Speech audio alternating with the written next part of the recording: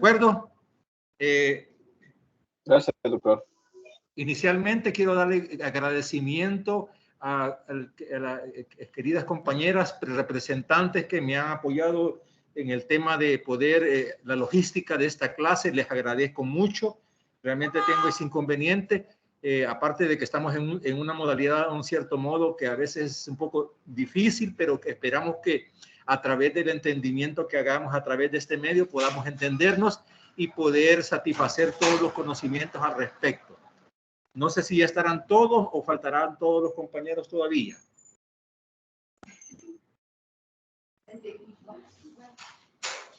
Chicos, ¿ya estarán todos? ¿Faltan todos o están...? Fíjese que faltan, doctor, porque estoy viendo que hay 115 personas ahorita y somos como 240 más o menos. Entonces bueno, faltan compañeros. Bueno, vaya, espero que en el tiempo que pueda transcurrir puedan aparecer en escena los demás compañeros. Yo sé que pues, con todas las actividades que hacen diariamente probablemente estarán cansados, pero esta carrera, pues evidentemente el cansancio lamentablemente es acumulativo, ¿no? Pues se descansa con mucho esfuerzo, mucho cansancio. Evidentemente, pues tenemos que ver la manera de cómo salir adelante. Aquí lo que siempre yo he dicho y se lo he dicho a mis alumnos en años anteriores, lo mejor de esta carrera es optimizar el tiempo, saberlo utilizar y que, pues evidentemente, pues hacer ese sacrificio, ver la manera de cómo salir adelante. Nada más eso les pido que en lo posible. Yo creo que pues vamos a dar inicio más esto como ¿quién de las compañeras está presente aquí de representantes? ¿Están ambas? Yo sí, doctor, sorry, pero creo que Marcela ya se va a conectar porque ella venía de tutoría. ¿Usted es Sori? Sí, Soraya. Usted me contestó la vez pasada en el correo, ¿verdad que sí? Sí. Ok, fabuloso. Sí. Pues, inicialmente le agradezco mucho. Esto que estamos ahorita se está grabando. Sí, ya lo estoy grabando por los compañeros que no puedan, o sea, que están en la reunión también, pero para que después la podamos ver, sí, ya lo estoy grabando. Ok, fabuloso. Vaya, voy a dar inicio con una serie de elementos que yo creo que son importantes, que hay que conocer. En cuanto a la bibliografía, pues vamos a utilizar Robbins, la porción que corresponde a esta clase, y también probablemente la compañera representante yo le he transferido una serie de bibliografía, algunos documentos que también pueden servir de manera de apoyo, aunque realmente el libro de texto bibliográfico importante es Robbins, 10ª edición. Quiero decirles algo, o sea, tanto la clase de trastornos adaptativos, que es la que veremos este día, también la clase de inflamación aguda, crónica y reparación, yo también se las impartiré. Entonces quiere decir que hay muchas cosas que tienen mucha continuidad, aunque haya un traslape y que en ella entre cada clase haya lo que sería la clase de lesión celular. Entonces, hay cosas que aquí voy a mencionar como también en la clase de inflamación. Específicamente, algo que tienen en común. Cualquier duda, algo que no se entienda, por favor, deténganme y acepto la pregunta. Yo quiero que entiendan muy bien que cuando hablamos de trastornos adaptativos, realmente es un tema apasionante.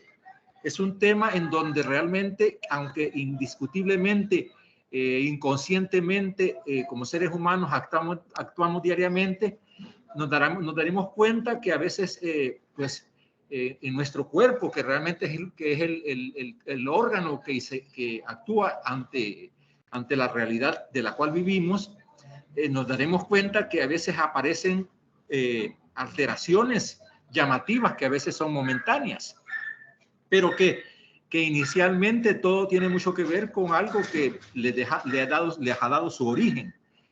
A mí siempre me gusta hablar que cuando el ser humano se desarrolla y que se ha desarrollado en función de un poder divino, aquí indiscutiblemente creer en Dios es realmente lo más importante, porque a través de Dios es que nos ha dado la capacidad para reproducirnos y crearnos. Entonces todo viene de Dios.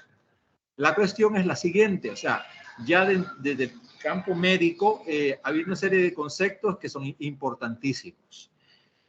Pues existe lo que realmente nos llama la atención, que en el desarrollo embriológico de todo ser humano, ustedes se habrán dado cuenta que en histología les habrán hablado de lo que es las tres capas germinativas, mesodermo, ectodermo, endodermo. ¿Qué nos interesa de acá? Pues evidentemente que el ectodermo, endodermo y mesodermo representan una serie de componentes histológicos que de donde provienen la economía de nuestro cuerpo. Por ejemplo, el mesodermo es aquella porción en donde se incluyen todos los organismos o todas las estructuras que provienen de los tejidos de sostén. ¿A qué me refiero? Tejido de sostén. Me refiero a músculo liso, esquelético, me refiero a hueso, me refiero a todo órgano que da sostén a nuestro cuerpo. Eso es mesodermo. Cuando me refiero a ectodermo, me refiero a todo lo que se refiere de origen del sistema nervioso central, neurológico, folículos pilosos. Y el endodermo, me refiero a todos los sistemas organizantes, como por ejemplo sistema respiratorio, sistema glandular, todas las glándulas, todos los epitelios, etc. Entonces, en función de lo que serían las tres capas germinativas, tenemos que entender y saber que dentro de todo este contexto hay una subdivisión que serían las células que constituyen, o sea, no tanto el nombre de la célula de cada órgano, sino que hay tres células importantes que tenemos que entender y conocer, que tiene que ver mucho con esta clase y también con la de inflamación en relación a la regeneración y cicatrización. ¿Cuáles son estas células que son importantes? Células lábiles. La primera es las células lábiles, células estables y las células permanentes. Vuelvo a repetir. Haciendo un desglose de lo que es las tres capas endodérmicas, o sea, germinativas, el mesodermo, ectodermo y endodermo, de ahí se subdivide a lo que sería las tres células que indiscutiblemente vamos a encontrar en estas porciones, que son las células lábiles, las células estables y las células permanentes. Bueno, voy a definir antes de entrar en conocimiento. Las células lábiles también se conocen como células mitóticas.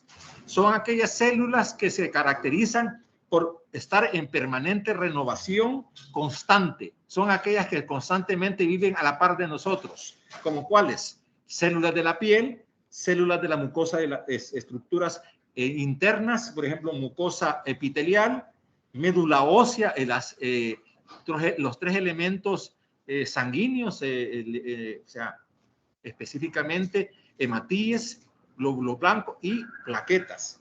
Y también, curiosamente, también las células de los túbulos seminíferos de porciones testiculares. Repito, cuando hablamos de células lábiles, hablamos de células mitóticas. Mitótica quiere decir que constantemente se están dividiendo.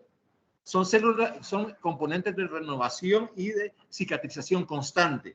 Están en la piel constantemente. La piel tiene el desprendimiento imperceptible, o sea, no nos damos cuenta que cada cierto tiempo hay desprendimiento de piel. O, por ejemplo, podemos hablar también de la mucosa endometrial. Cada cierto tiempo, cada 28 días, el sexo femenino tiene la experiencia de padecer el mecanismo fisiológico de la menstruación, lo cual ahí estaríamos hablando de células de tipo lábiles.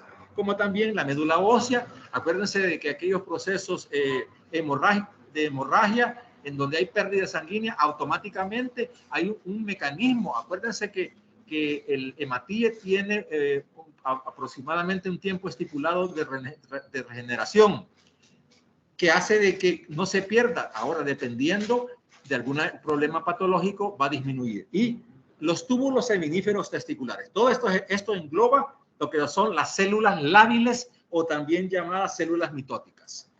Las células estables que es la segunda categoría, son las células mitóticas facultativas, que son aquellas células que entran en ciclo mitótico. O sea, se recuerdan que hay un ciclo celular, son diferentes estadios, esto probablemente lo tienen que haber visto en biología, en bioquímica, y lo que sucede es que en cualquier momento del ciclo celular se subdividen y evidentemente lo que se da a producción son la división de esas células. Y esto, pues evidentemente, el objetivo de todo esto es la regeneración.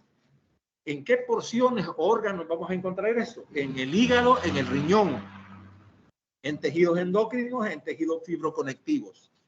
Acuérdense de que cuando hay una ruptura hepática, cuando hay pérdida de un lóbulo hepático, quienes actúan en este caso son las células estables. Y para terminar, células permanentes. Son aquellas células posmitóticas, sin capacidad de división, o sea que son aquellas células que definitivamente con las cuales nacemos y con ellas morimos. No se dan un efecto de cicatrización y corresponden a lo que son las células del corazón y el encéfalo. Ya con este consejo, con conceptos dados, pasamos a lo que sería la clase. Alteraciones y crecimiento de la diferenciación celular. Aquí lo que vamos a hablar son los mecanismos propios de nuestro organismo que hacen de que cualquier estructura que tengamos nosotros se adapte a las circunstancias, ya sea de estrés, desde el punto de vista fisiológico o patológico. Estas imágenes que ustedes ven, a las tres primeras imágenes que tenemos acá, son imágenes de una bibliografía que yo les he participado, les he dado, en donde vamos a ver pues los diferentes conceptos básicos que tenemos que tener en mente, pero que un elemento bien importante es el concepto de poliploidía, que es el aumento del tamaño de una célula con núcleo mayor de lo normal. O sea, ¿qué quiere decir?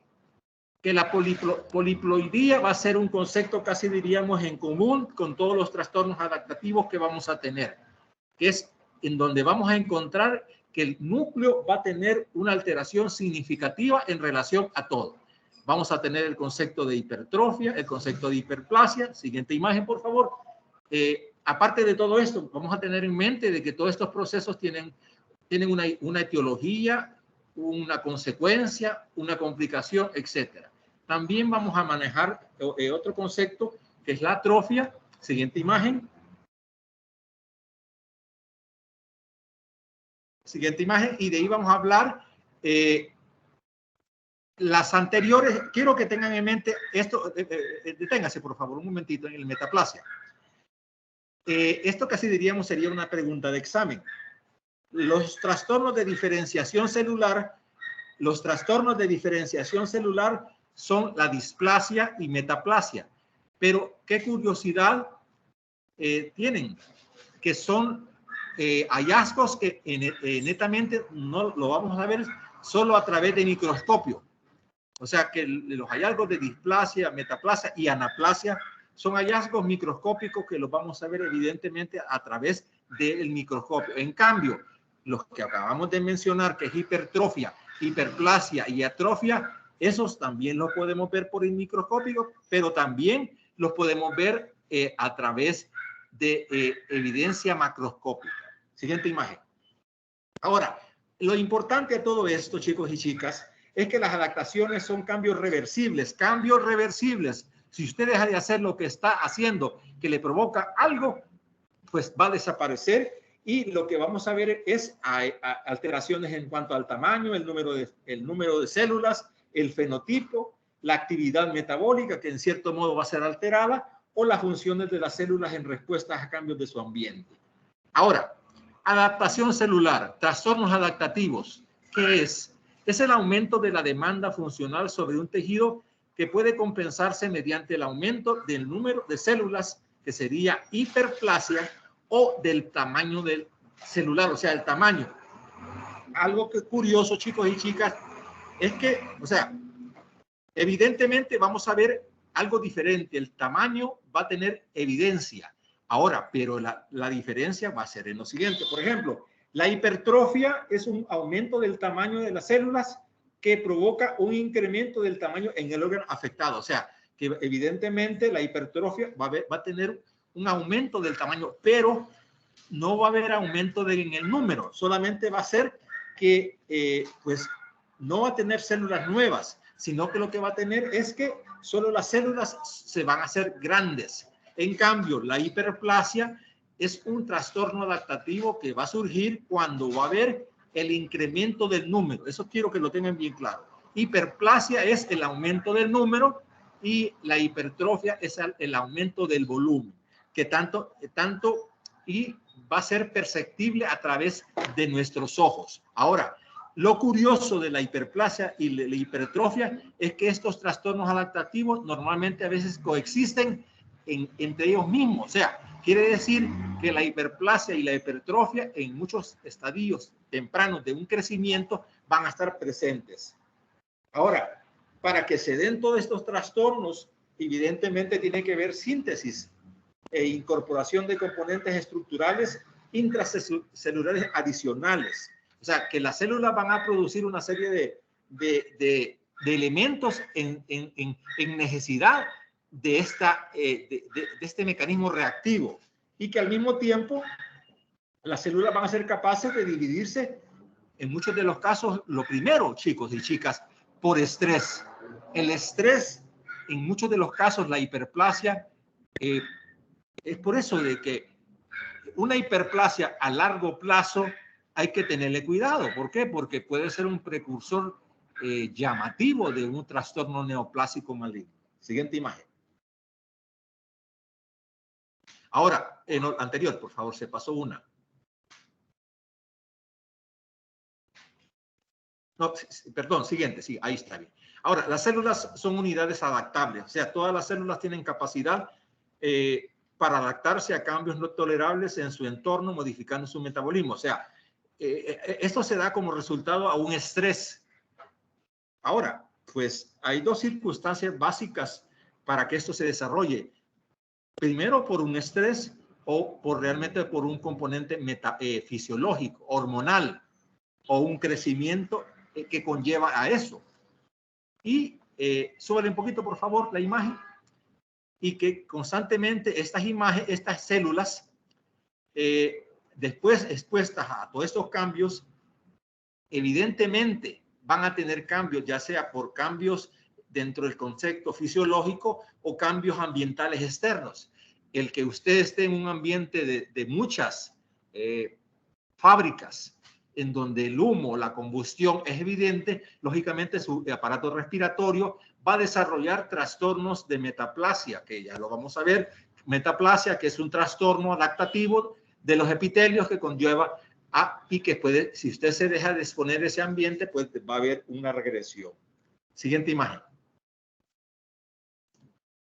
Ahora, las adaptaciones estructurales fisiológicas, chicos y chicas, tanto lo que es una hiperplasia como una hipertrofia, el aumento se debe al aumento de la actividad celular, se debe a la disminución de la actividad celular, o sea, o porque hay actividad aumentada o porque hay disminuida.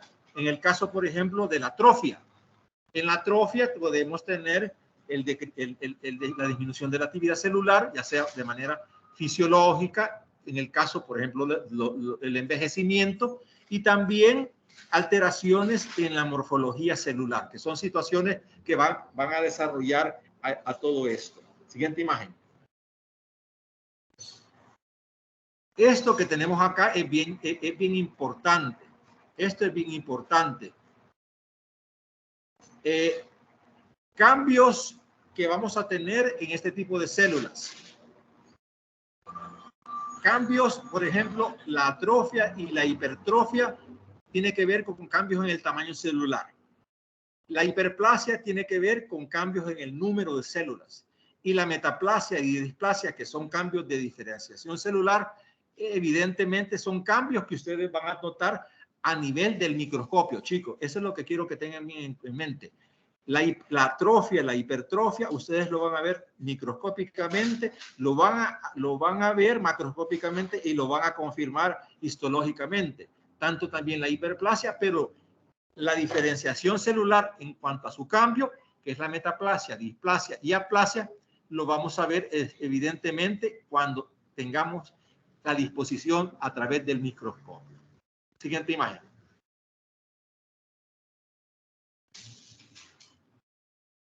En cuanto a los trastornos adquiridos del crecimiento, vamos a comenzar diciendo de que la hiperplasia es el aumento del número de células de un tejido u órgano. Se produce en células que se dividen. Ya hablamos de las células lábiles. O sea, chicos y chicas, la hiperplasia es algo bien característico que se desarrolla lo más habitual en células de tipo epitelial. Chicos, recuérdense muy bien. Las células epiteliales, quiero decir, epitelios. ¿Cuáles son los epitelios? Los órganos, estómago, sistema respiratorio, todo lo que conlleva epitelio. O sea, se producen células que se dividen, células lábiles. Pueden ser secundarias a hipertrofias también. O sea, ¿qué se quiere decir? Por ejemplo, en un útero gravídico, en un útero de una mujer, una chica embarazada, el crecimiento del útero crece por dos situaciones. O sea, al principio les dije de que la hiperplasia y la hipertrofia habitualmente coexisten juntas. En el caso de un útero gravídico, ahí existe ese trastorno. O sea, acuérdense que en el útero existe, hablando de adentro hacia afuera, epitelio. Ahí se va a desarrollar hiperplasia. Sí, posteriormente, adyacentemente está miometrio. Ese es músculo liso. Allí se va a desarrollar hipertrofia. Quiere decir que hiperplasia e hipertrofia coexisten juntas y que conllevan a un trastorno tanto de hiperplasia e hipertrofia. Quiere decir que en un examen práctico, si les preguntamos qué tipo de trastorno adaptativo usted observa en un útero de una mujer embarazada, me va a colocar hipertrofia e hiperplasia. ¿De acuerdo? Ahora, en cuanto a la clasificación, hemos dicho que una hiperplasia puede ser hormonal o compensadora. Compensadora específicamente es por lo que les dije al principio, de que alguien que haya tenido una resección hepática, el óvulo se regenera automáticamente, y en este caso, pues, serían células de tipo, específicamente, como se lo dije al principio, células de tipo estables, o sea, células estables. Ahora, este es un juego de nombres de células que en un momento determinado las células lábiles se entremezclan con las células estables y trabajan en conjunto. Ahora, volviendo, la clasificación puede ser una hiperplasia fisiológica por hormonas o por compensación. Ahora, la hiperplasia hormonal tiene mucho que ver, por ejemplo, en el crecimiento de las mamas en el sexo femenino, en el momento de la subpubertad, o el incremento del endometrio cuando está en su periodo de ovulación, cuando los niveles de estrógenos aumentan. Quiero decir, chicos, que hay muchas hormonas que tienen una característica per se, es que tienen la capacidad de proliferación celular. Las hormonas, tal como el ejemplo de los estrógenos, tienen la capacidad de producir excesiva cantidad de células en número. Hiperplasia, o sea, que en un futuro, cuando ustedes estén desarrollando la ginecobstetricia, se darán cuenta que el tratamiento con estrógenos hay que llevarlo muy en cautela, porque hay muchas personas del sexo femenino que son hipersensibles a los estrógenos, lo cual puede desencadenar al aparecimiento de lesiones por proliferación de tipo hormonal. Ahora, también tenemos las hiperplasias de tipo patológica. Y el típico ejemplo de una hiperplasia patológica es la hemorragia uterina anormal. Siguiente imagen.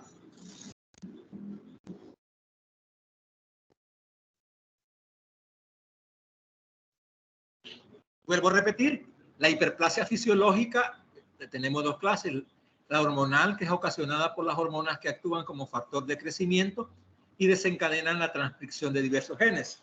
O sea, no solamente se queda en sí el concepto, sino que hay una serie de genes que actúan y al mismo tiempo una serie de factores de crecimiento intracelulares o elementos que evidentemente conlleva aumento del número. La compensación en el caso, por ejemplo, de la proliferación de estructuras celulares o proliferación de células a partir de células madre. Esto lo podemos ver en el caso de las células lábiles.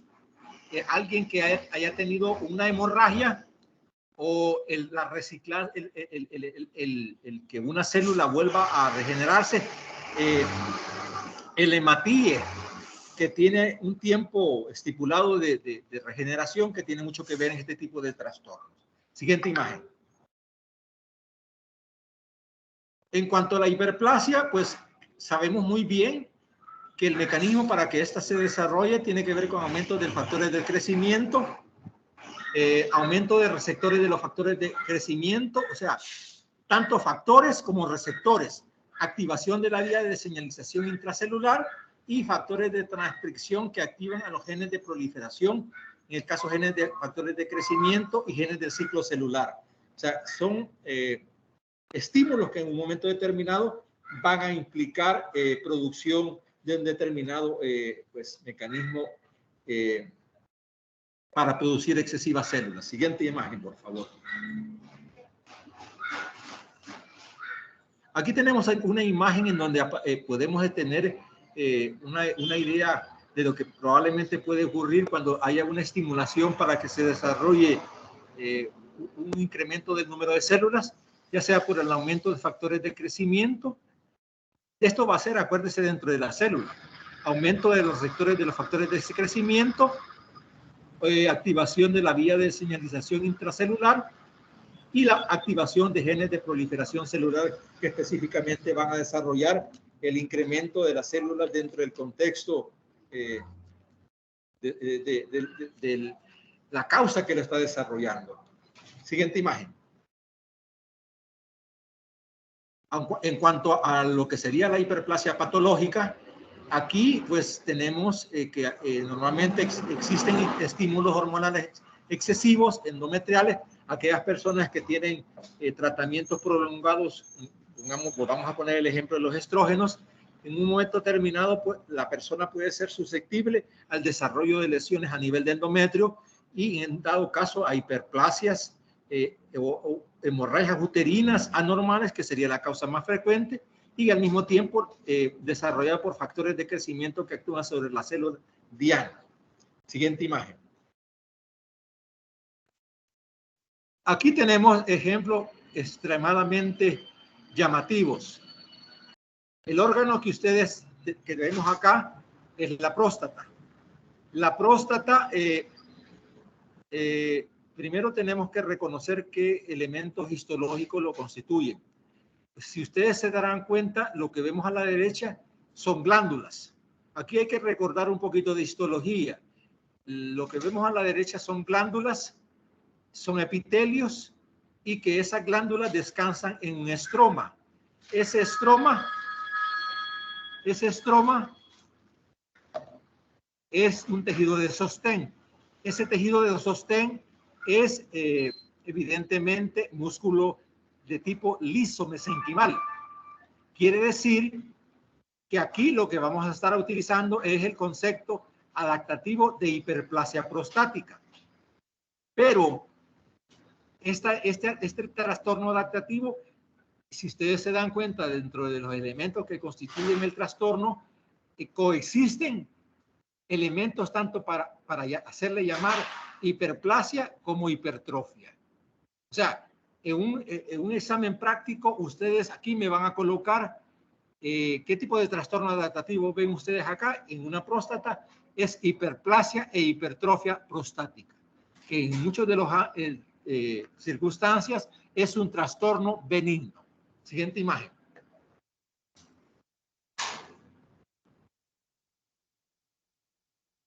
Aquí tenemos algo casual de lo que hemos estado diciendo. Tenemos a la izquierda es un útero pequeño y en donde vemos que en la porción, o sea, primero hay que reconocer que el útero tiene un endometrio, que es lo que se ve más frondoso, lo que vemos casi en la parte más posterior en el útero, es el crecimiento con vellosidades, ese es el incremento de lo que sería el endometrio. Entonces, viendo esa imagen y tratándose de un incremento de lo que vemos a la derecha de glándulas, eso es una hiperplasia endometrial. Si ustedes se dan cuenta, estamos tratando con órganos de origen epitelial, lo cual nos hace pensar que son células lábiles. Y las células lábiles conllevan a que sea un trastorno de tipo específico de hiperplasia. Siguiente imagen. Allí en esta imagen lo que vemos, es siempre en el tema de la hiperplasia, que vemos de que en el recuadro de la derecha superior, vemos donde dice un cuadrito normal y de repente vemos hiperplasia, vemos el cambio brusco y que corresponde al incremento de células. Ahora, en el cuadrante superior, justo allí, vemos una cavidad oral, vemos unas encías. Ahora, yo les pregunto, las encías, ¿qué tipo de epitelio tienen? Escamoso, epitelio escamoso. ¿Qué tipo de células son? Células lábiles.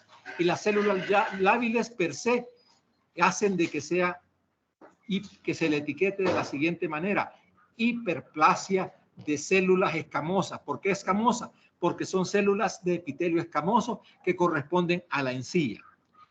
De ahí vemos en el recuadro inferior izquierdo unas lesiones vegetantes o verrugosas. Pues acuérdense de que los trastornos virales siempre están asociados al incremento de células tipo hiperplasia. Entonces, aquí lo que tenemos es una hiperplasia del mermellón del labio, en donde evidentemente vemos verrugas probablemente de origen viral que conllevan un crecimiento a través de hiperplasia.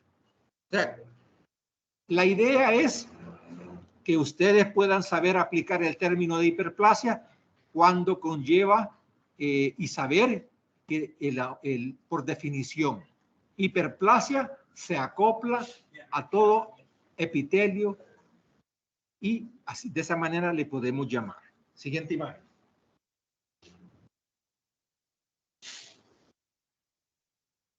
Ahora, quiero decirles algo, chicos y chicas. Tanto la hiperplasia como la hipertrofia macroscópicamente se parecen. Se parecen mucho, pero para poder saber en qué campo o en qué diferenciación hay que saber el órgano de origen, saber que dependiendo a dónde se encuentra la lesión, así va a ser el nombre que se le va a aplicar de trastorno adaptativo.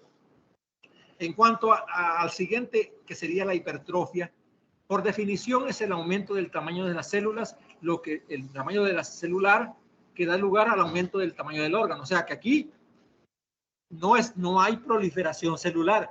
Aquí es el aumento del tamaño de la célula, lo cual vamos a tener una percepción de que el órgano va a estar grande, pero por aumento de las células.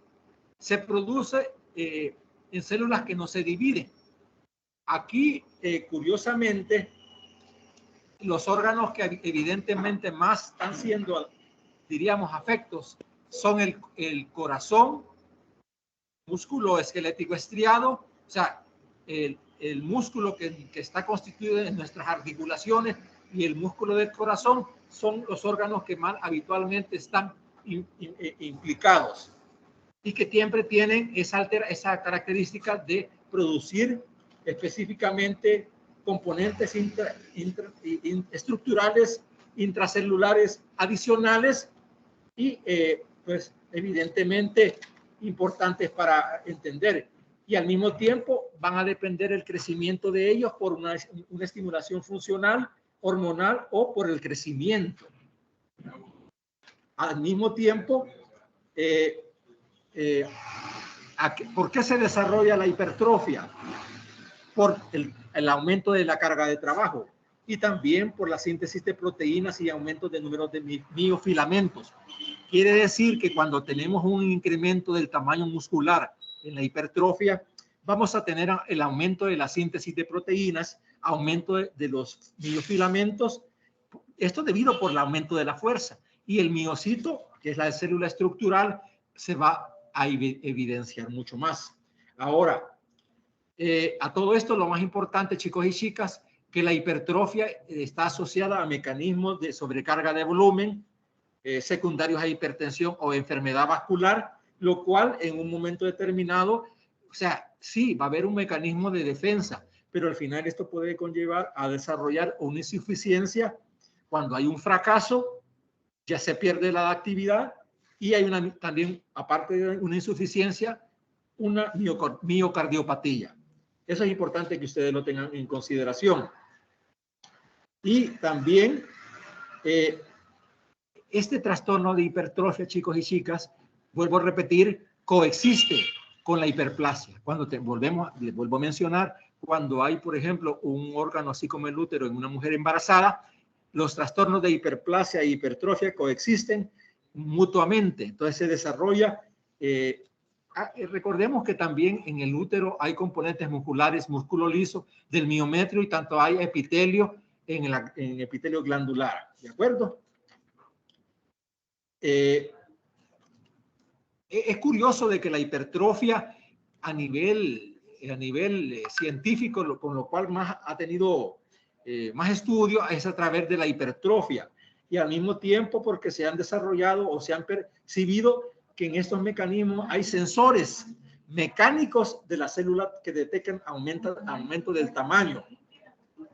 Ahora, la hipertrofia tiene algo muy peculiar, chicos y chicas, que ante la situación de estrés del aumento del tamaño, estos sensores que antes he descrito activan una red anterógrada compleja de vías de señales, incluidas la vía de la fosfatidilinositol 3 sinasa. Es decir, las citocinas tienen mucho que ver con esta. Y también que esto está en una teoría propuesta a nivel de lo que sería la hipertrofia fisiológica como un mecanismo inicial adaptativo. Y esto en muchos de los casos se desarrolla en el proceso de ejercicio. Ahora, también, pues a nivel de lo que sería ya de la hipertrofia patológica, se desarrollan otros mecanismos de sensores que se inician en receptores acoplados a la proteína G, activadas por muchos factores de crecimiento y compuestos vasoactivos que se consideran importantes, como vuelvo a repetir, en la hipertrofia patológica. Siguiente imagen.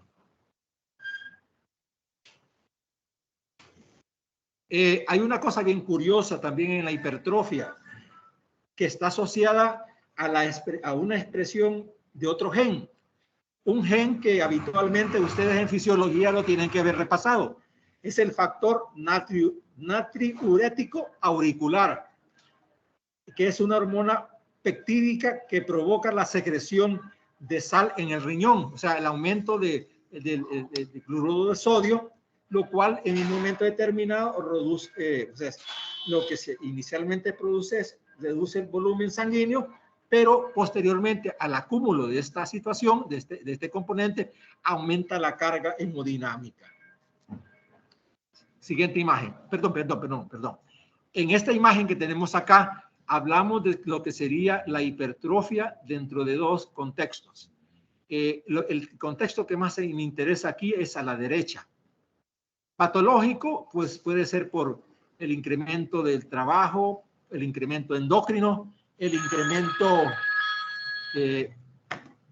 ya sea idiopático o ortológico, que sería acá diríamos lo normal de cualquier ser humano a la hora de esforzarse a hacer un ejercicio, y que pues se desarrolla desde el punto de vista pues como un mecanismo normal de ser humano. Siguiente imagen.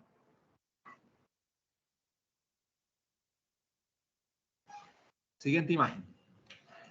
En cuanto a los trastornos adquiridos de crecimiento evolutivo, en el caso, por ejemplo, de la hipertrofia, es evidentemente inducido por el número de genes, que también, como hemos mencionado, se estimula la síntesis de numerosas proteínas celulares, que realmente tiene mucho que ver, los miofilamentos, que son importantes en esto para que se desarrolle el mecanismo de hipertrofia. Siguiente imagen.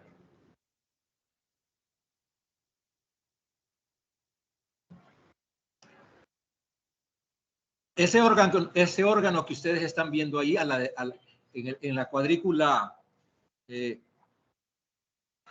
borde superior derecho es un corazón hipertrófico, es un corazón en donde lo que estamos viendo es predominantemente una hipertrofia del ventrículo izquierdo y también el tabique interventricular, el ventrículo derecho casi muy poco está desarrollado, pero lo que quiero que les llame la atención, que esto, la causa más frecuente es, en el caso de esta hipertrofia, es hipertrofia patológica, no fisiológica.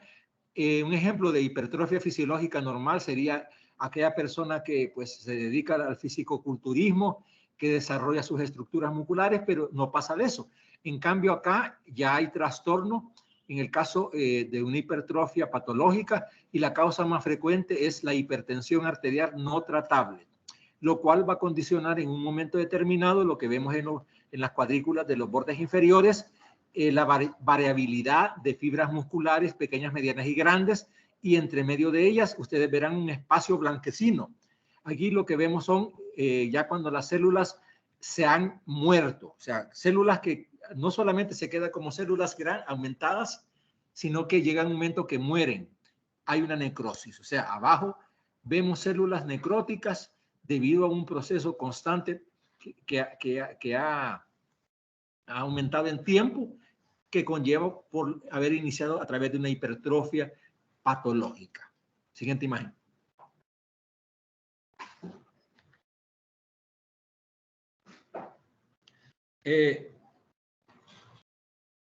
Esto ven más o menos una imagen de lo que probablemente sería casi un ejemplo. O sea, actualmente ya en el modernismo de este tiempo, que también el sexo femenino pues se ocupa del fisicoculturismo, es un ejemplo típico de una hipertrofia fisiológica que no lleva más. Siguiente imagen.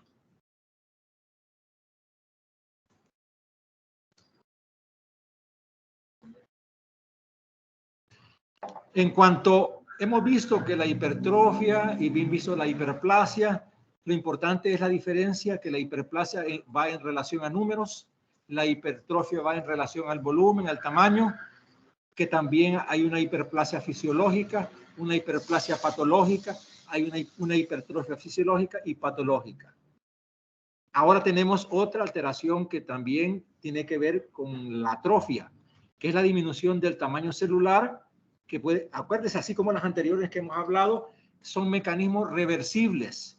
Reversibles quiere decir que pueden volver a su estado original y que, pues, en el caso de la atrofia, en cuanto a lo fisiológico, tenemos una serie de ejemplos que hacen de que la atrofia fisiológica tiene mucho que ver con el desarrollo normal.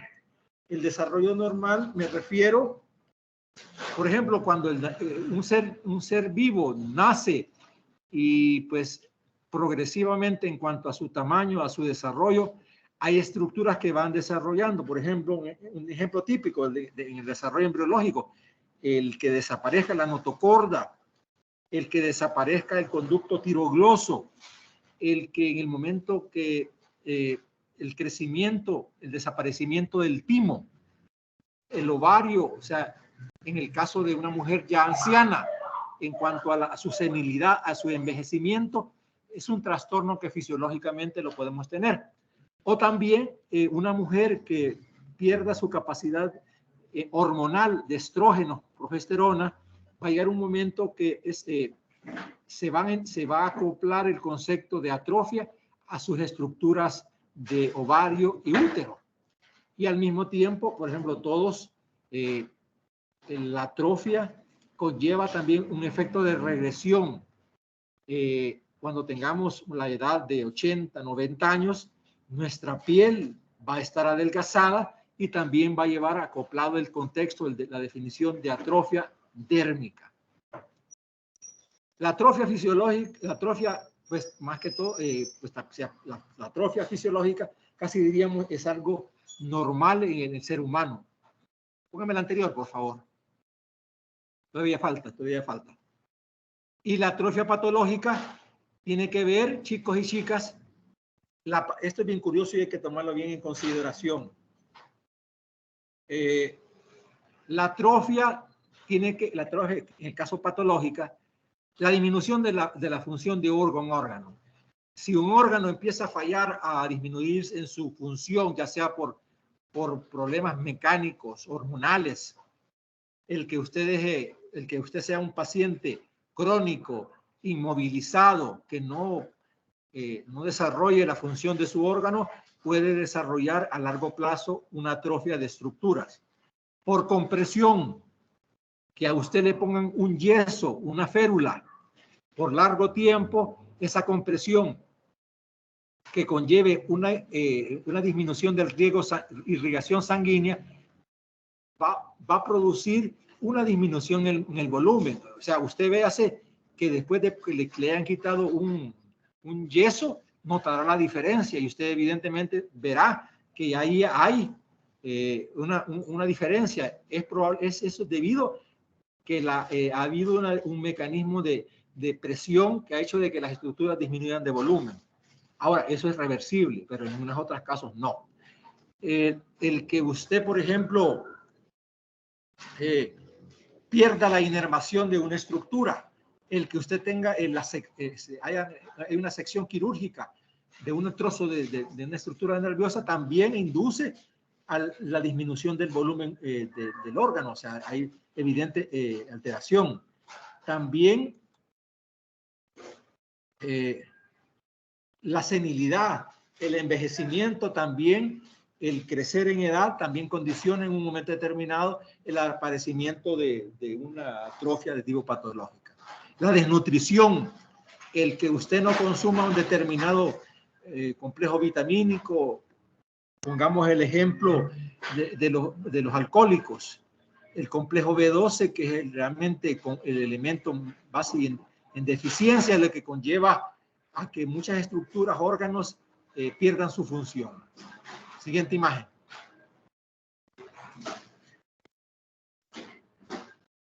La atrofia tiene algo bien curioso. La atrofia en sí es el desequilibrio entre síntesis y degradación. O sea, hay problemas en la producción y hay problemas de cómo desechar, cómo degradarlos. Y esto se debe porque hay aumento en cuanto a los lisosomas, las vacuolas autofágicas, los gránulos de lipofuchina. La lipofuchina es un pigmento que habitualmente se llama pigmento de envejecimiento. Ahora, eso sería lo más frecuente. Aquí en el borde inferior derecho ustedes ven un parénquima hepático y ven unas imágenes que se parecen mucho a los hematíes, pero se ve unas manchitas color anaranjada. Eso es lipofuchina, es un pigmento de envejecimiento de los tejidos. Ahora, es de llamar la atención que la atrofia es el resultado de una síntesis reducida de proteínas y mayor degradación de proteínas en las células que hay que tomar en consideración. Ahora, en Robbins se menciona algo bien curioso, que para que se desarrolle un trastorno de atrofia, específicamente es que existe una degradación de las proteínas celulares, tienen un lugar principalmente a través de la vía ubiquitina proteosoma, que es evidentemente y que tiene mucho que ver con la autofagia y los gránulos de lipofuchina cuando ya se están en un momento determinado manifestando. Siguiente imagen. Aquí lo que estamos viendo es la diferencia, o sea, estos son testículos.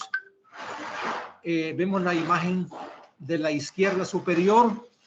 Vemos un testículo, el de la izquierda es un testículo normal, el de la derecha es un testículo de una persona anciana que progresivamente ha disminuido su volumen.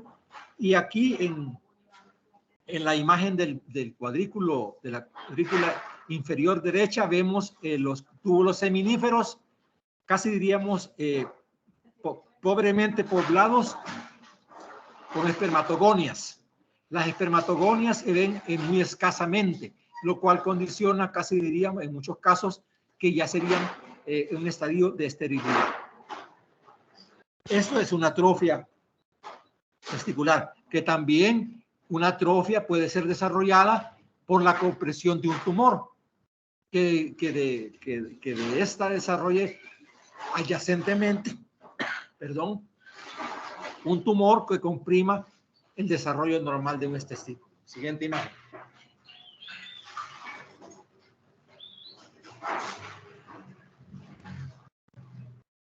Aquí vemos estas imágenes en la que está en el borde, en la porción superior derecha e izquierda, vemos la variabilidad del tamaño de un riñón.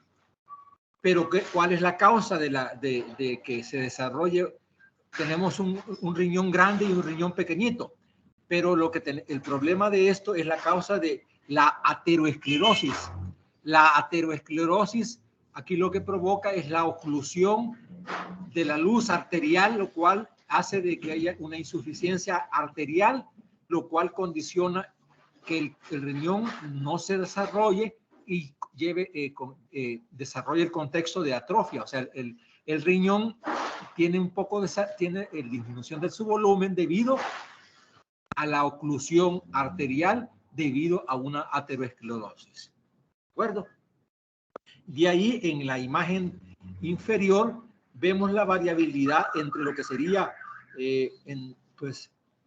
un músculo activo y un músculo inactivo. O sea, el músculo activo realmente sería su morfología normal y en el músculo inactivo sería la reducción de su volumen.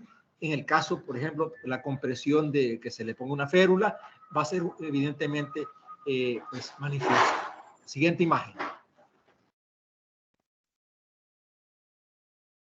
Aquí lo que vemos es una atrofia cerebral. La atrofia cerebral todos la vamos a tener en un momento de la vida. La atrofia cerebral, pues evidentemente, tiene una característica. Aparte de que ya a esta edad una persona que la desarrolle, si ustedes se dan cuenta en la imagen de la izquierda superior, el de la derecha ven que hay una separación entre los surcos, porque se ha perdido la expansión del parénquima cerebral. Esto conlleva a llamarse atrofia.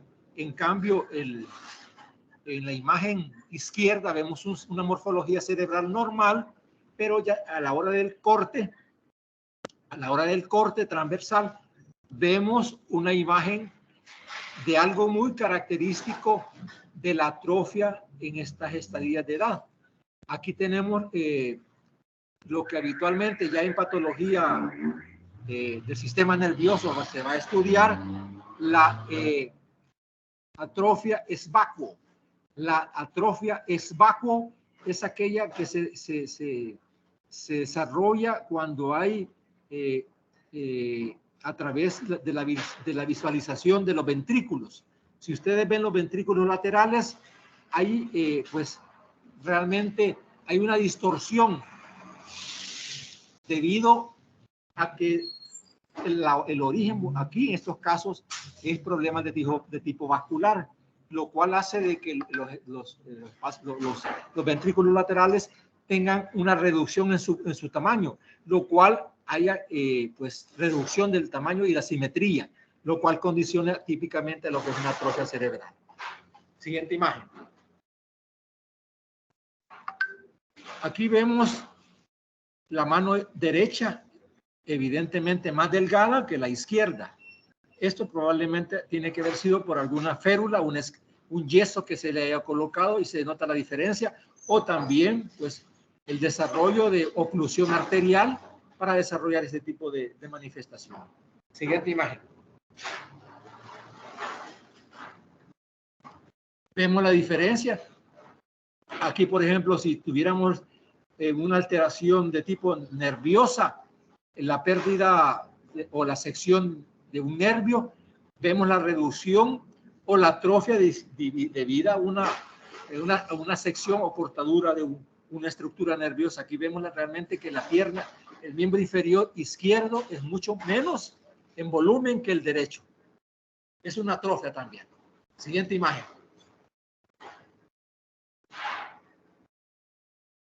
Esto, cuando tenemos en nuestra mano una imagen de un proceso de demencia senil como el Alzheimer avanzado, vemos la asimetría ventricular, en donde vemos un cerebro sano, pero vemos un cerebro con demencia, en donde vemos que hay una retracción.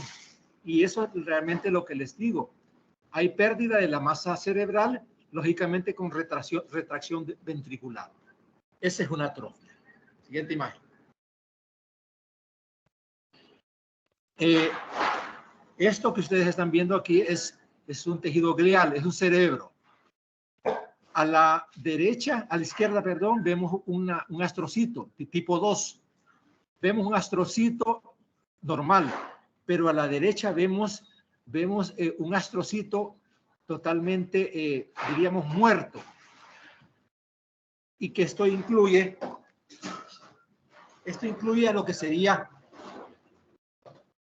al proceso de atrofia. O sea, aquí ya tenemos elementos que en su clase de la doctora Peñate les va a hablar de apoptosis, que es lo que estamos viendo en este caso.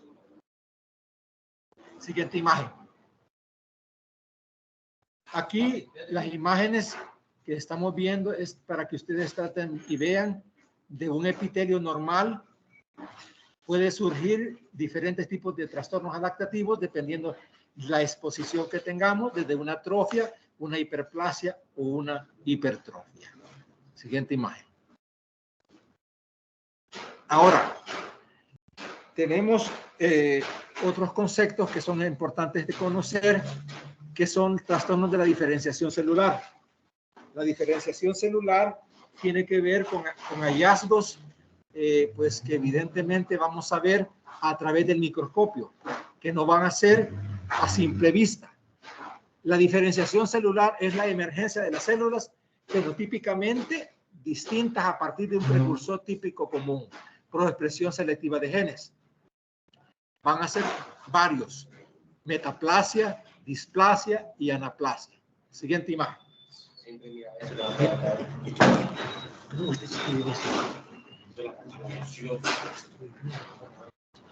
Tenemos el primer ejemplo, la metaplasia.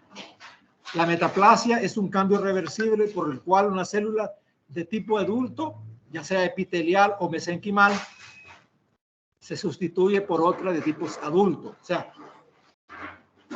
por definición, la metaplasia es la sustitución de un epitelio maduro por otro epitelio maduro, tratando de sustituir el daño. Ahora, esto es un mecanismo reversible y también es un fenómeno de adaptación.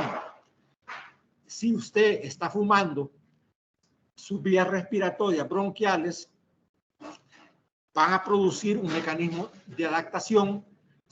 Si tenemos un epitelio cúbico, ciliar, esto va a desarrollar un epitelio a largo plazo de metaplasia escamosa, que es la metaplasia más frecuente en estos casos. Siguiente imagen. Pero también estas metaplasias se pueden desarrollar en diferentes elementos de producción patológica, como problemas de irritaciones, la irritación constante de una colecistitis, de cálculos biliares, cálculos de riñón o estructuras que en un momento determinado, debido a un proceso crónico, van a desarrollar un trastorno de metaplasia. Siguiente imagen.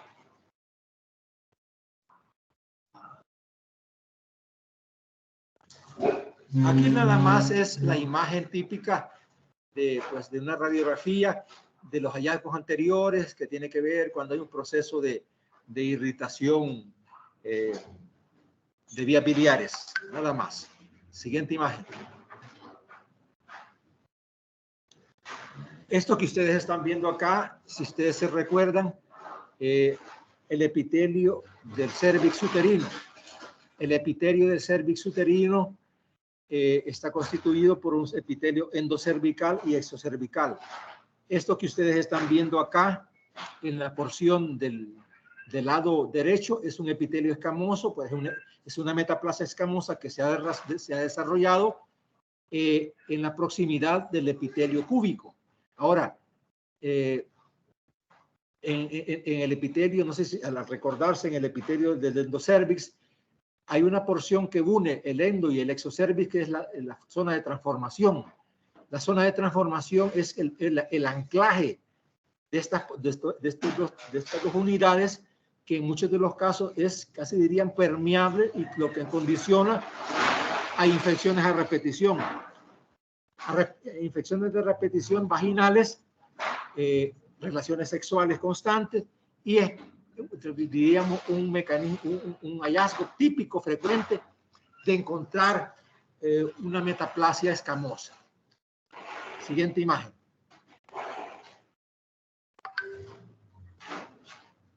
De ahí tenemos, pues aquí nada más para hacer una alusión, la importancia del cérvix uterino a la hora de la toma de la citología. Saber que, pues, este tipo de alteraciones metaplásicas se van a desarrollar en la porción antes mencionada. Siguiente imagen. Me permite un momentito, por favor. Me permite un momento tomar agua.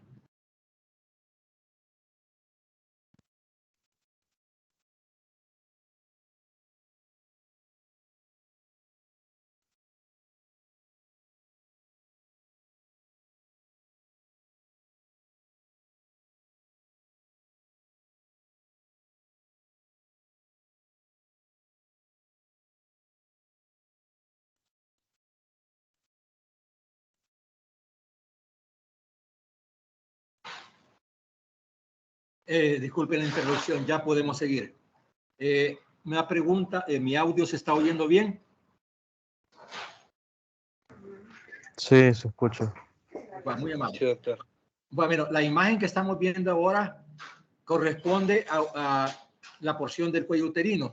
Ese enrojecimiento que ustedes ven allí correspondería a una área de metaplasia, una metaplasia escamosa, como un trastorno adaptativo a lo que ya hemos dicho, o sea, la irritación constante de la cavidad vaginal debido a, pues, a menstruaciones constantes, a relaciones sexuales o infecciones vaginales, lo que condiciona el aparecimiento de esta lesión, que es reversible. O sea, por definición, la metaplasia es la transformación de un epitelio maduro por otro epitelio maduro, benigno. Es una alteración benigna. Metaplasia escamosa es algo benigno. Siguiente imagen. Siguiente imagen. Volvemos a ver con mayor acercamiento. Ahí lo que estamos viendo es, pues, si ustedes ven de la circunferencia, vemos una parte rosada. Eso sería lo normal, pero lo que vemos así como grietas de color marrón, eso sería propiamente la metaplasia escamosa que se está desarrollando en esa porción del endocervix. Eso sería un mecanismo. Ahora, la metaplasia escamosa, si no recibe atención como un mecanismo adaptativo reversible, puede proseguir a lo que vamos a ver después. Siguiente imagen, por favor. Aquí lo que estamos viendo, más que todo en la imagen donde está ABCDE, es la relación de diferencia cuando un epitelio, la letra A corresponde a un epitelio normal. La letra B corresponde cuando ya existe el incremento de células. Y cuando ya tenemos la literal D, ya vemos que en superficie hay un recambio de células de tipo escamosa. Quiero decirles una cosa, chicos, que para que esto se desarrolle, esta diferenciación, tiene que existir esa transposición de un epitelio maduro a otro epitelio maduro, pero lo que conlleva ahí es hiperplasia. O sea, hiperplasia es el mecanismo que hace que se desarrolle propiamente para que llegue a configurar lo que es un trastorno evidente. Ahora también, ahí está en la imagen derecha superior, en donde está lo que es el estómago, la pared gástrica, lo que se llaman habitualmente el esófago de Barrett. Esófago de Barrett es la transformación a nivel de la unión cardioesofágica. Hay una porción que se desarrolla muy parecida a nivel de la unión cardioesofágica de tipo gástrico, de glándulas gástricas en esa porción, lo cual sería como un proceso resultado de una gastritis crónica. Siguiente imagen. Aquí estamos viendo en la imagen de la izquierda, vemos pues el esófago, la unión cardioesofágica, lo que es el cuerpo del estómago, y a la derecha vemos esa pues sería el esfínter esofágico inferior, unión cardioesofágico, en donde vemos una placa en relieve rojiza, blanquecina, que esto correspondería a una metaplasia, pero que clínicamente se conoce como esófago de Barrett. Siguiente imagen. Ahí tenemos una metaplasia del cuello uterino. Ustedes ven aquí en la imagen del inferior izquierda se ve realmente bien claramente definible. Ustedes ven que vemos la proliferación en superficie de un epitelio escamoso y que por debajo de él vemos glándulas cúbicas. En su momento eran, o sea, y hacían división o sea, había una división bien pronunciada de cada estructura, pero aquí lo que predomina más es la metaplasia escamosa. Y lo vemos también en la figura superior derecha. O sea, la metaplasia escamosa es la más frecuente en el cuello uterino. Siguiente imagen.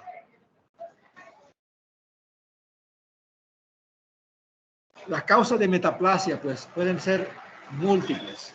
Pueden ser por irritación constante, puede ser por una presencia de cálculos biliares provocando una metaplasia pavimentosa en el urotelio, alguien que tenga cálculos en la vejiga urinaria, o por el reflujo gástrico, como ya hemos hablado, el esófago de Barrett por irritación. Puede ser también por sustancias químicas, aquellas personas que fuman mucho, personas que tienen administración de nitrosamina en animales de experimentación que determina la diferenciación de las células acinares hacia los hepatocitos.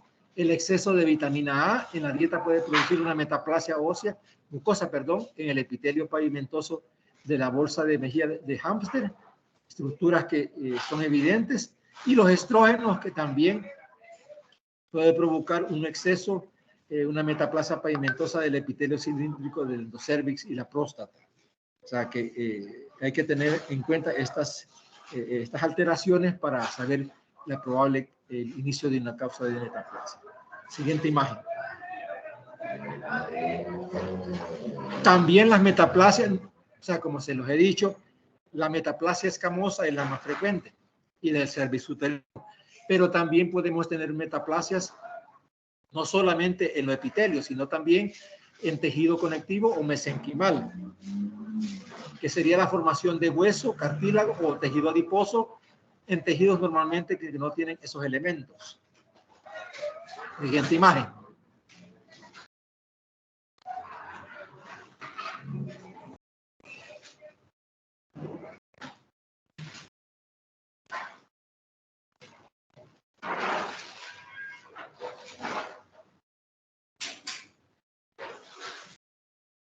Ahora tenemos esto que estamos viendo acá. Es un músculo, o sea, le voy a poner la historia de que por qué vemos esto. Esto se llama una miositis osificante. Miositis osificante. Esto es un músculo que en su momento tuvo un traumatismo, tuvo una hemorragia y que a partir de este músculo, ustedes ven aquí una imagen en color morado. Eso ha sido una osificación. Ha habido una metaplasia ósea. O sea que las metaplasias también se pueden desarrollar en órganos mesenquimatosos. O sea, esto que ustedes están viendo aquí es una miositis osificante, es un trastorno adaptativo que se ha desarrollado en estos casos. Siguiente imagen. También lo podemos ver, esta es una mamografía. Una mamografía también, ahí lo que vamos a tener es tejido glandulo mamario, pero esas imágenes blanquecinas radiolúcidas corresponden a calcificaciones. Siguiente imagen.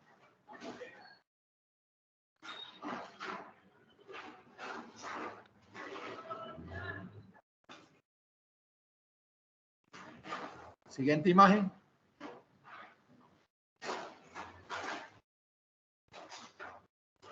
De ahí también pueden existir, como se los he repetido, metaplasia ósea en tracto gastrointestinal, como lo que ya en su momento lo vamos a ver, adenoma tuberoso, adenocarcinoma colorectal, carcinoma gástrico, esófago de Barrett, son pues estructuras que en su momento se originan en estas neoplasias. Podemos tener metaplasia ósea, o sea, el aparecimiento de estructuras óseas específicamente en estas alteraciones. Siguiente imagen.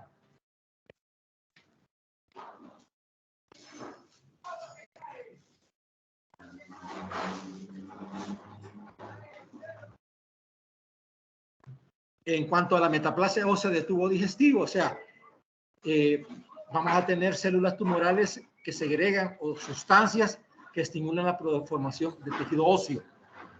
Pueden ser tanto en lesiones benignas que se relacionan y que conllevan estas alteraciones. Siguientes imágenes. Esto que ustedes están viendo acá es una neoplasia maligna de glándulas. Pero lo curioso que lo que vamos a ver que muchas de esas glándulas han tenido transformación ósea, que corresponde a una metaplasia que ha producido tejido óseo. Siguiente imagen.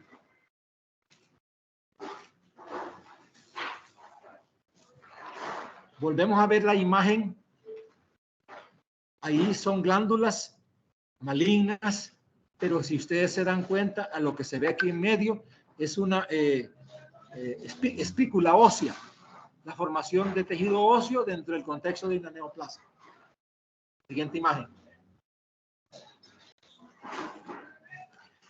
Ya casi terminando, pues tenemos también otro tipo de trastornos de diferenciación celular, que son la displasia y la anaplasia. La displasia es la normalidad en el aspecto de las células. Existen diversos grados de acuerdo a la discariosis, hipercromasia e irregularidad nuclear. Esto lo vamos a ver en inflamación aguda, porque también lo vamos a volver a... Y también en la anaplasia, que es otro concepto de diferenciación celular, que es el cambio tisular en un tejido del mismo tipo, pero totalmente inmaduro, que pues en muchos de los casos lo vamos a ver en neoplasias malignas. Siguiente imagen.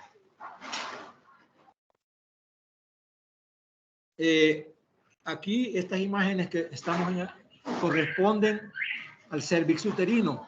Llama la atención que si ustedes ven donde dice vista del cérvix a través de la vagina, vemos de izquierda a derecha una serie de alteraciones que progresivamente se ven, en donde vemos el aspecto notable del cérvix uterino, que eso nos puede llevar a pensar que hay algo allí. Siguiente imagen. Bueno, aquí lo que dice cervical intraepitelial neoplasia, eso significa neoplasia intraepitelial cervical. Estas son células cervicales, si ustedes se dan cuenta, de izquierda a derecha, el núcleo es pequeño y el citoplasma es grande. Y progresivamente, si se dan cuenta, en la imagen de la derecha, el núcleo es mucho más grande que el citoplasma. Progresivamente, ese cambio del núcleo más grande que el citoplasma es lo que habitualmente se conoce como displasia y conlleva a una transformación progresivamente de una célula, diríamos, normal a una célula con cambios que entra en el contexto de una neoplasia pues de mucha sospecha para cáncer. Siguiente imagen. Puedo descansar un poquito. A ver. Chicos, esta imagen que vemos aquí corresponde también a un epitelio de cervix uterinos. Si ustedes ven en el borde superior dice normal y en la porción derecha en flecha dice displasia. Ustedes ven el notable cambio que existe de pues, un epitelio normal a un epitelio a la derecha totalmente crecido en número que correspondería a una displasia. Si ustedes notan, hay un aumento en el color, es más, diríamos, más basófilo, que sería color morado. O sea, y las células están más apelotonadas y más pegadas entre sí. Siguiente imagen. Esto que ustedes están viendo acá son células de una citología normal. Estas son células superficiales e intermedias.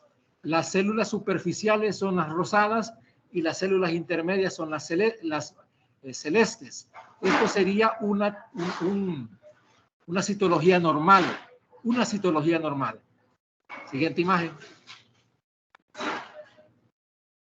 Las células que ven acá son totalmente con displasia. Si las comparan con la imagen anterior, totalmente verán un gran cambio. Estas imágenes ustedes verán el cambio del núcleo es evidente y el espacio del citoplasma muy reducido. Siguiente imagen. Aquí notarán que la displasia se caracteriza por escasez del citoplasma y el aumento del color de las células. Ven que las células son muy extremadamente oscuras, color morado. Siguiente imagen. Vemos la diferencia entre lo que podría ser un cérvix uterino dividido en 4 cuadrantes de lo normal hasta ser así con lesiones blanquecinas. Esto se llama leucoplasia. Es cuando ya evidentemente existen cambios que comprometen al cérvix uterino. Siguiente imagen. Eso que tienen allí totalmente es una estructura celular totalmente desorganizada. Anaplasia significa sin forma. Son células extremadamente deformes, que es cuando ya una neoplasia es irreconocible. Siguiente imagen. Eso que ustedes están viendo ahí es una anaplasia y lo que vemos mayoritariamente ahí son mitosis. Mitosis explosivas dentro del contexto de células epiteliales totalmente anaplásicas. Siguiente imagen. Esto que ustedes están viendo acá es un epitelio escamoso y que en superficie hay un engrosamiento de la capa córnea como un trastorno que también se observa en estos casos. Siguiente imagen. Aquí volvemos a ver la imagen en donde vemos el cambio brusco de lo normal a la displasia, al aumento y el número de células. Siguiente imagen.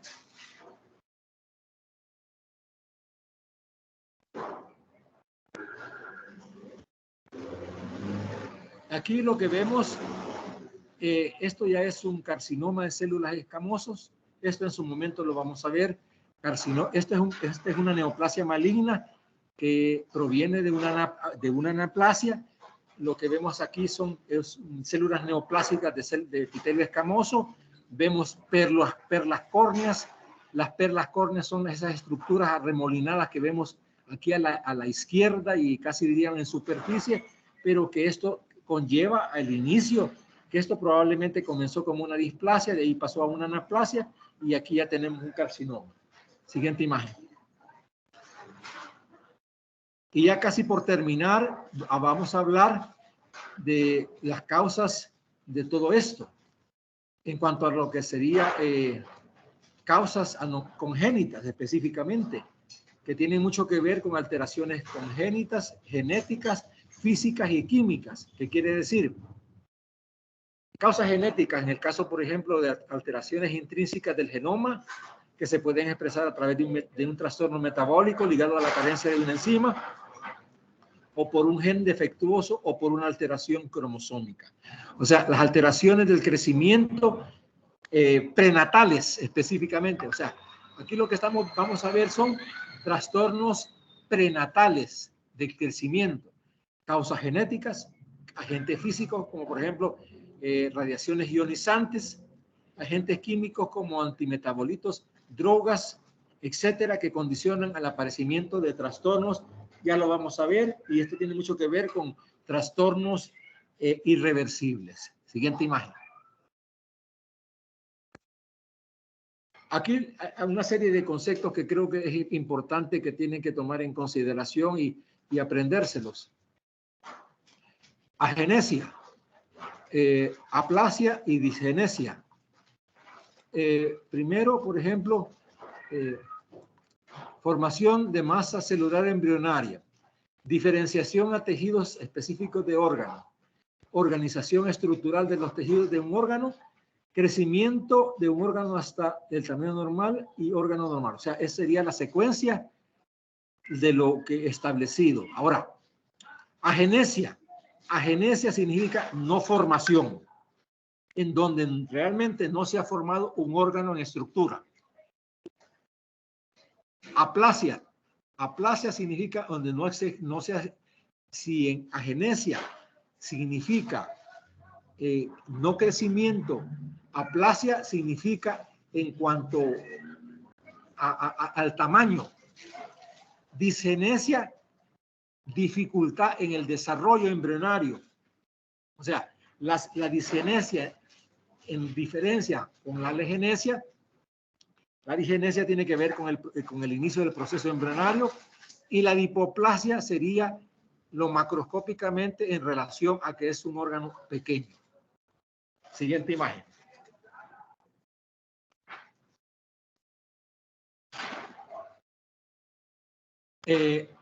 Aquí tenemos unos conceptos que son importantes que tienen que tener en consideración. Agenesia es falta total del órgano. Aplasia, que existe un esbozo rudimentario del órgano. O sea, aplasia es que no se llegó a formar de una forma definitiva. Hipoplasia tiene que ver con la deficiencia del desarrollo de función insuficiente. O sea, puede ser una hipoplasia uterina donde vemos un útero muy pequeño. Una atresia que tiene que ver con la incapacidad e insuficiencia de un órgano a través de su orificio de canalización. O sea, es cuando no observamos el canal, que el canal de extremo a extremo. Puede ser una atresia de válvula aórtica, duodenal o esofágica. Ectopia, el cambio de lugar de un órgano. O sea, que habitualmente ectopia quiere decir que está localizado en un órgano no habitual. Y la heterotopia, que tiene que ver con un fragmento de tejido fuera de lugar. Pancreático o mucosa gástrica. O sea, el lugar habitual no exacto. Siguiente imagen. Estas son alteraciones que habitualmente podemos tener, que también tienen que ver con trastornos prenatales. Un niño cíclope, el de la izquierda, una heterotopia, o sea, estructuras donde habitualmente no pueden existir.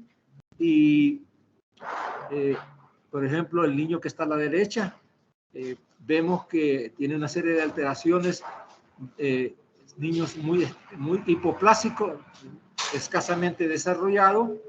Siguiente imagen. Y de ahí, por ejemplo, tenemos la imagen que está aquí en el borde superior derecho. Vemos la atresia de una válvula cardíaca, una atresia de válvula cardíaca, en donde vemos la estrechez, como también vemos aquí un bebé en el borde inferior izquierdo, en donde vemos una heterotopia. Es la salida de un órgano en donde no existe una pared que lo delimita. Y los dientes que vemos es una morfología no habitual, irreversible, que se ha desarrollado en el proceso embrionario. Siguiente imagen.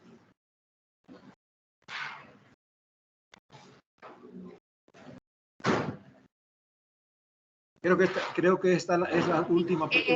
Hasta ahí llega, doctor. Ya es la última diapositiva. Bueno, realmente la clase es bastante árida, larga. Son un montón de conceptos. La clase del día de mañana va a ser un poco más práctica. Lo que no les quedó un poquito claro, el día de mañana va a ser un poco más práctica, más representativa. Quisiera saber si tienen alguna duda, alguna pregunta.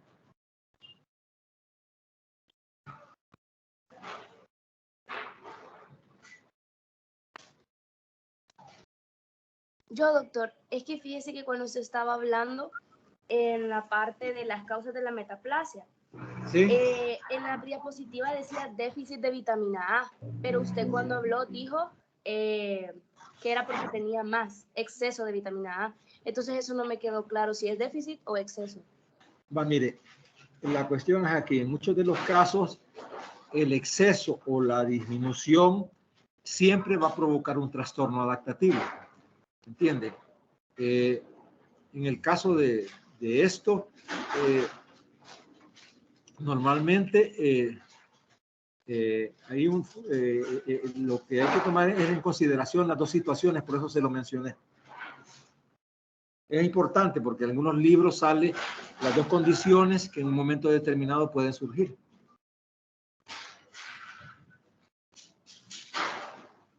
Gracias. Okay. ¿Alguna otra pregunta?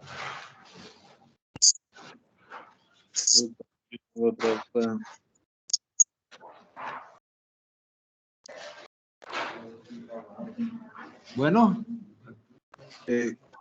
Una pregunta por motivos para motivos de evaluaciones, no, vamos a tomar más de la clase en las anteriores.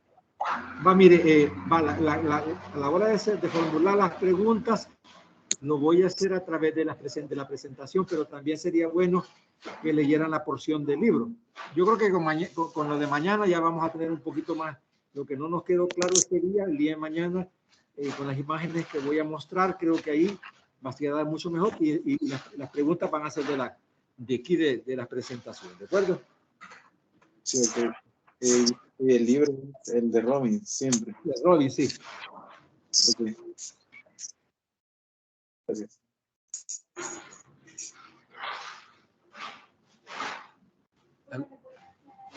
¿Alguna pregunta más? ¿Inquietud?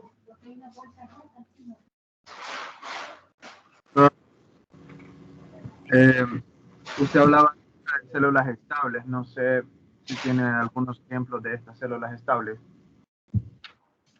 Mire. Mayoritariamente, mire, las células estables son aquellas células mitóticas facultativas.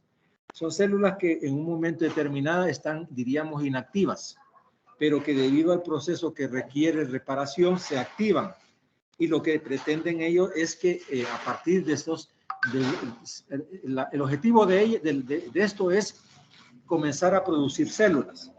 Y lo que van a ir, la función de ellas es tratar de reparar, de regenerar.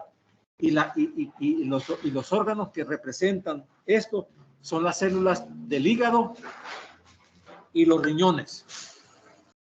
En algunos casos también tenemos órganos endocrinos y tejido fibroconectivo. O sea, hígado, riñón, endocrino y tejido fibroconectivo mesenquimal.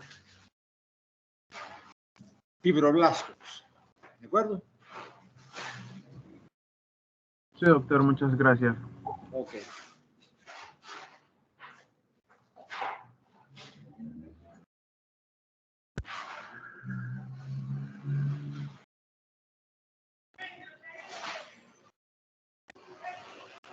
¿Alguna otra pregunta? ¿O aquí damos por terminado y nos vemos el día de mañana?